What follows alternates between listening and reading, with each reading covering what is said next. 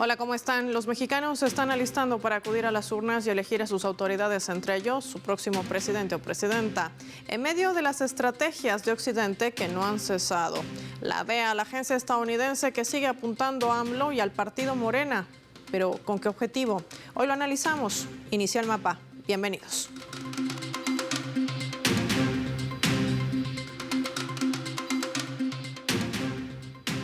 ¿Estará realmente México en la mira de Estados Unidos? Vamos a desplegar por ello nuestro mapa y revisar los datos graficados.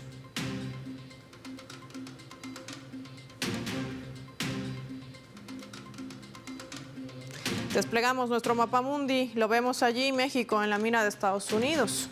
Hay que destacar estos aspectos.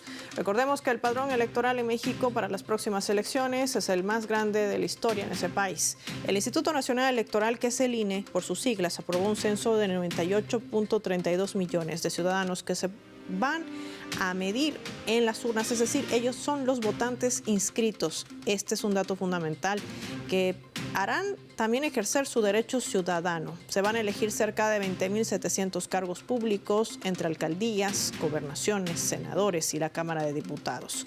Además, por supuesto, del cargo en el que va a recaer entre estos tres candidatos la presidencia de México. Vemos a la exalcaldesa de la Ciudad de México, Claudia Sheinbaum, en la parte superior de su pantalla. También tenemos a otro de los candidatos también que forman parte de esta contienda, quien es justamente Jorge Álvarez Maynés. Y también que sería, por supuesto, otra de las candidatas que también va en la contienda electoral, que es Xochitl Gálvez. Son tres de los candidatos que se van a medir y ya han desarrollado debates distintos para exponer sus planes de gobierno. Hay que mencionar también que dentro de esta situación el Departamento de Estado indicaba que los comicios en México van a ser supervisados por la Organización de Estados Americanos, un órgano que, recordemos, está siendo cuestionado por el propio presidente López Obrador, que incluso ha propuesto su desaparición, pues solo se habría dedicado a avalar acciones autoritarias contra gobiernos populares en América Latina. Es lo que reseña también nuestro mapa en esta jornada.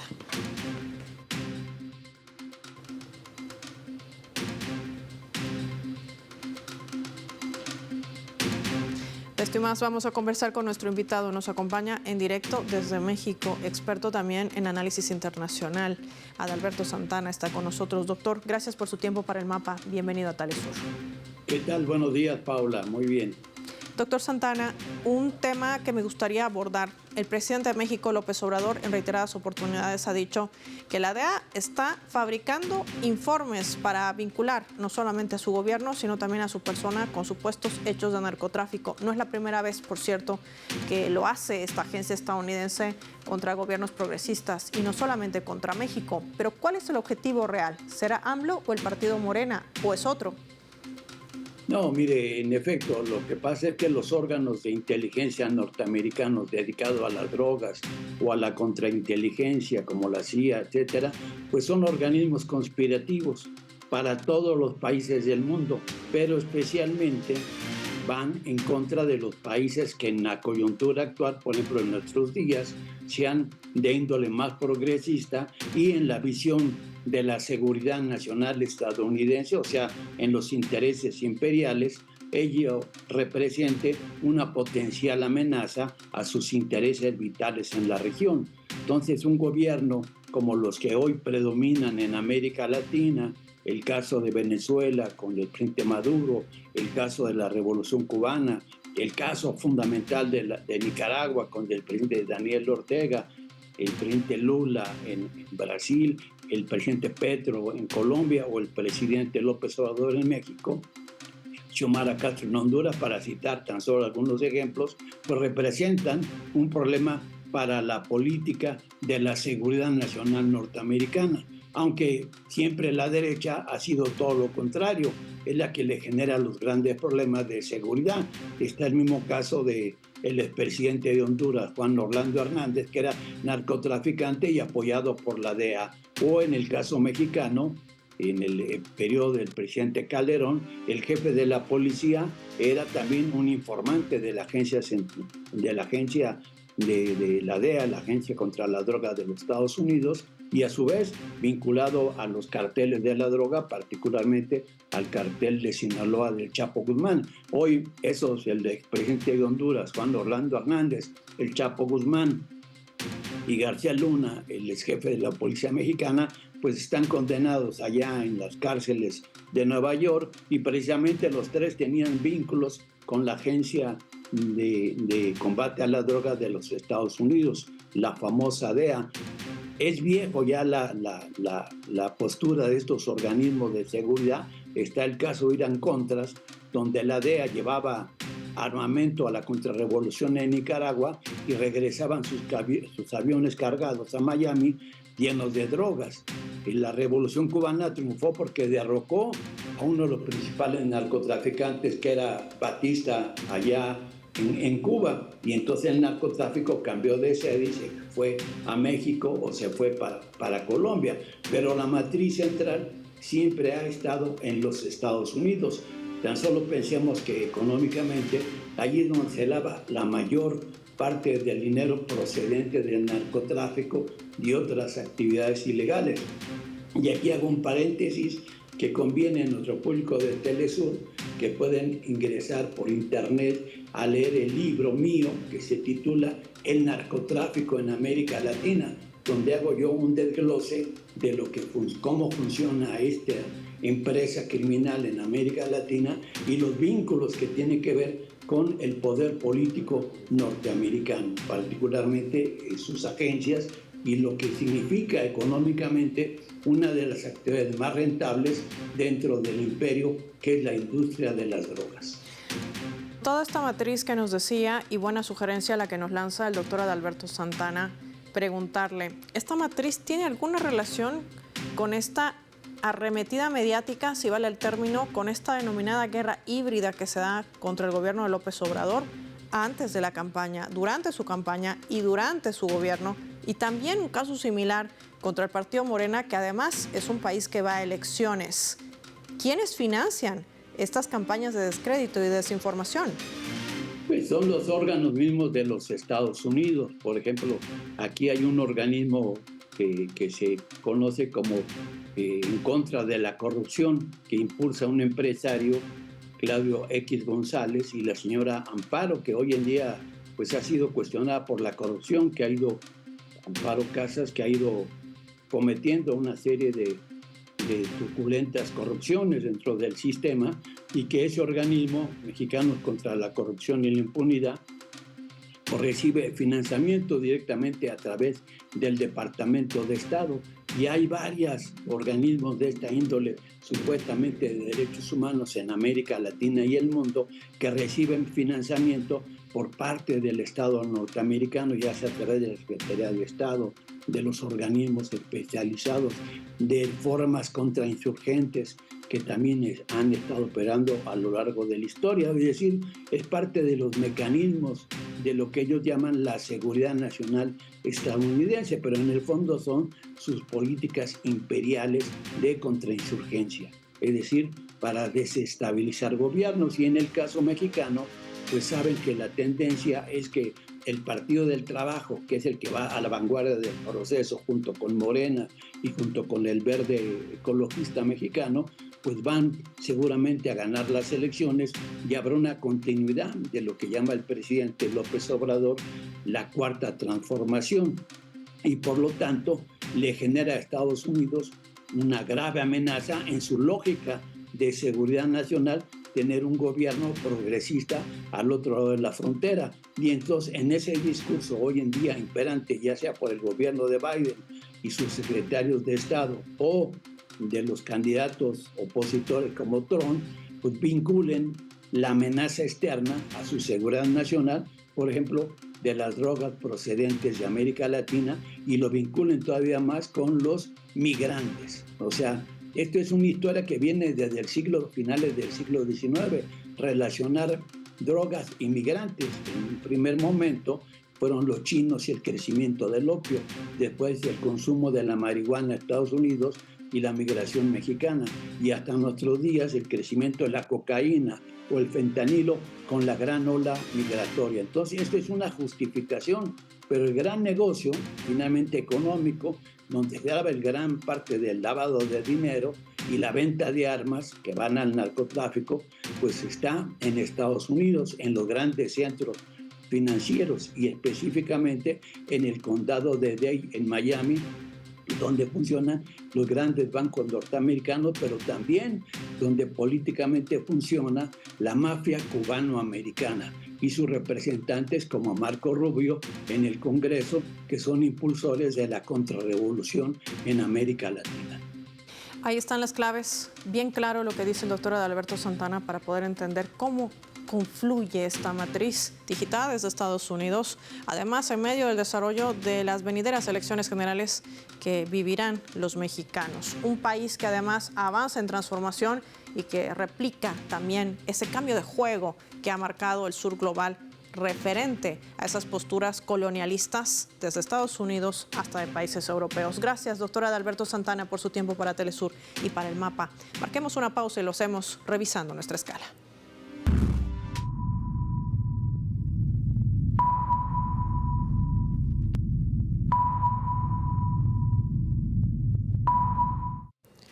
Esta vez a través de este portal web de La Jornada, que está titulando de la siguiente manera, lo colocamos en la pantalla del mapa. La cifra de homicidios dolosos ha caído en un 20% en lo que va del sexenio. La incidencia delictiva en el país, en México, va a la baja. Así lo señala el titular de la Secretaría de Seguridad y Protección Ciudadana, Rosa Isela Rodríguez. Además agregaba que en el caso de homicidios dolosos se tiene en lo que va del sexenio una disminución de un 20% en la comisión de ese delito en comparación con diciembre del año 2018.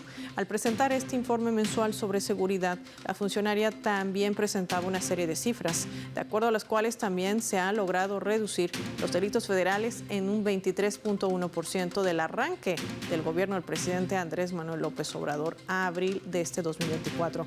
La secretaria Rodríguez también agregaba que en otros delitos de fuero común también hay una baja en la incidencia. Algo que, por supuesto, la prensa que cobra matriz financiada por Estados Unidos ni publica ni quiere reconocer. Ya volvemos.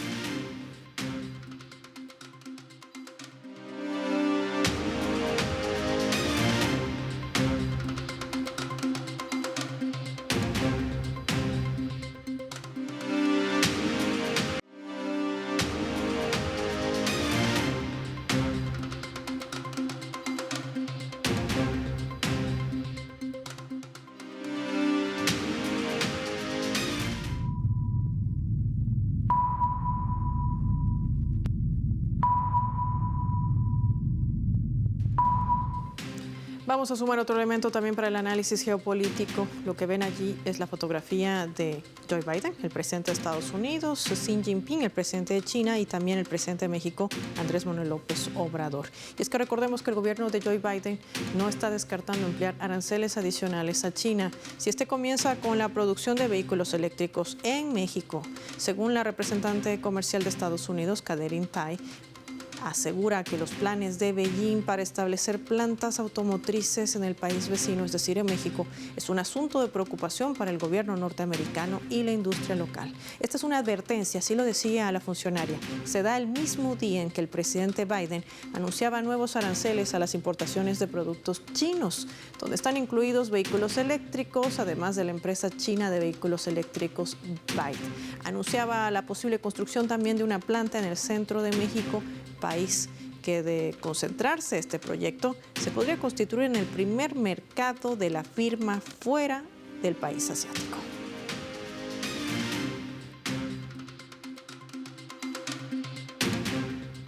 Sumamos para analizar este escenario un experto en política internacional, Jorge Kreiners, con nosotros en directo. Gracias por su tiempo para Telesur. Bienvenido al mapa. Hola, muy buen día y un gusto estar en el mapa y no fuera de él. Gracias. Señor Jorge Kreiners, quiero preguntarle, ¿cómo confluye esta guerra silenciosa que emprende Estados Unidos contra China? En medio, México, un país que además tiene una balanza comercial importante con los Estados Unidos. ¿Tendrá algún impacto la advertencia que lanza Estados Unidos sobre la construcción de plantas automotrices?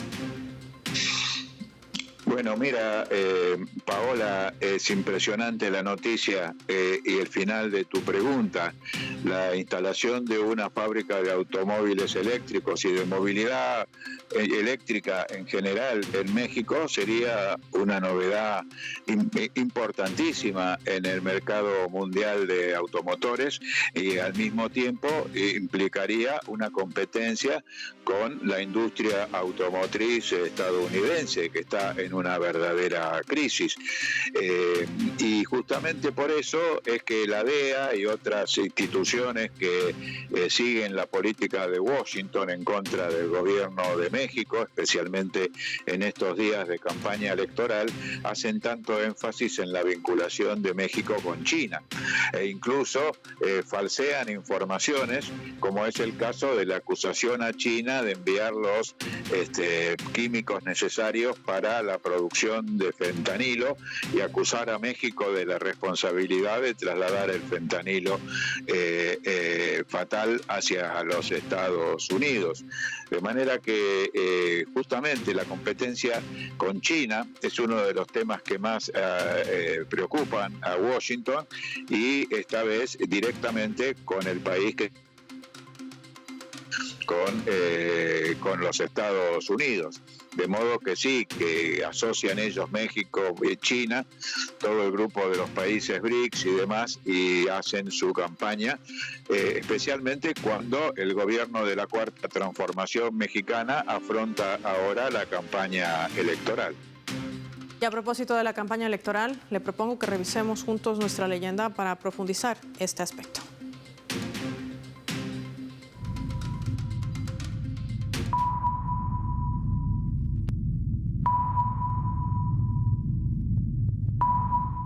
Al inicio de esta semana, durante su conferencia matutina, el presidente de México, Andrés Manuel López Obrador, reseñaba lo siguiente ante los medios de comunicación. Estoy muy optimista, decía, en la relación de México con Estados Unidos hacia el futuro. Lo tengo muy claro en la parte económica comercial. Ahí no hay vuelta de hoja.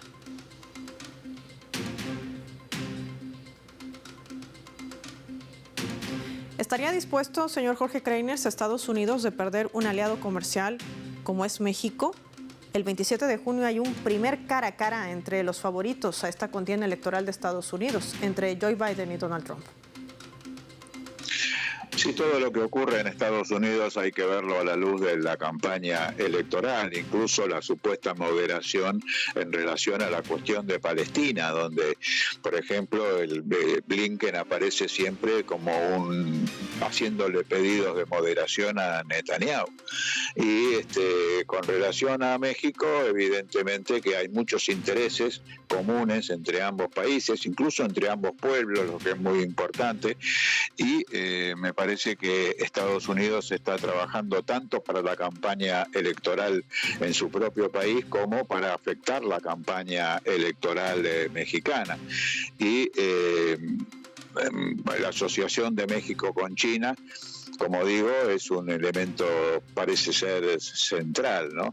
Es un tema muy sentido el narcotráfico en los Estados Unidos, las muertes que produce el fentanilo, y la acusación a México y a China de ser los culpables de estos desarrollos omiten la responsabilidad de los Estados Unidos en combatir el negocio del narcotráfico en su propio país.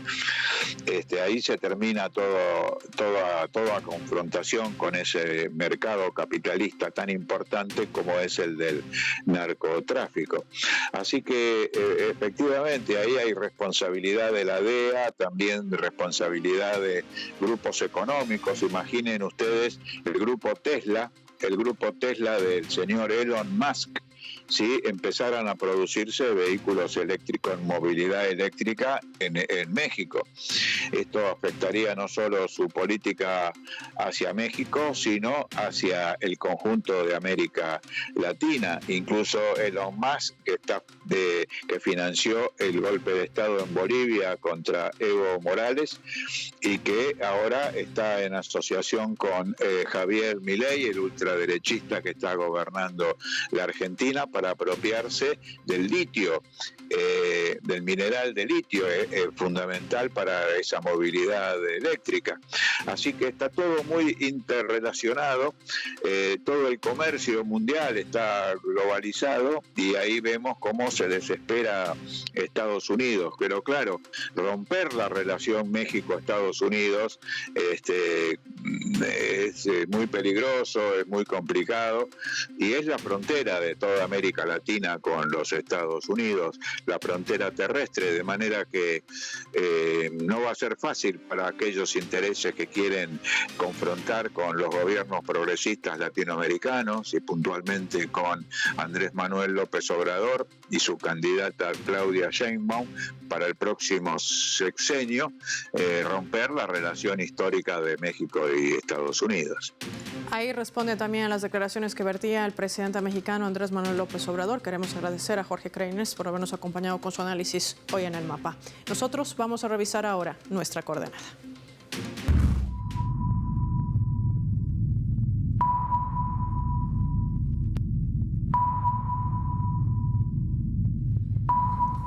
Hay también otros hechos geopolíticos que se vienen desarrollando e impactan en el mundo. Ali Rojas desde Venezuela nos va a comentar sobre cómo se está buscando debilitar las reformas sociales, anular artículos de las reformas tributarias y falsear inclusive el contenido de la política social para desestabilizar al gobierno de Colombia a la cabeza de Gustavo Petro. ¿Qué va a implicar esto para ese país y sobre todo para la región? En estos momentos hay una guerra económica, una guerra judicial, una guerra legislativa. Hay en Colombia toda una intención de darle un golpe de Estado al presidente Petro desde el poder legislativo. No lo podemos permitir, no es la primera vez que ocurre. Ya Santander en la Convención de Ocaña quiso darle un golpe de Estado a nuestro presidente Simón Bolívar. Nosotros tenemos que tener claridad meridiana de la importancia que tiene Colombia para Venezuela y Venezuela para Colombia. Desde Cúcuta, Bolívar vino con todo un ejército en la campaña admirable para darle la liberación a estas tierras. Para nosotros, la patria grande es la patria nuestra americana. Nos duele Colombia. Le sugerimos, le recomendamos al pueblo de Colombia que esté en las calles en defensa del presidente Petro. Queremos agradecer a Ali Rojas por haber participado en nuestra coordenada. Nos ubicaba en otros hechos que se vienen desarrollando en el mundo y que no podíamos dejar de compartir aquí en El Mapa. Ya para finalizar, les proponemos revisar nuestro vector.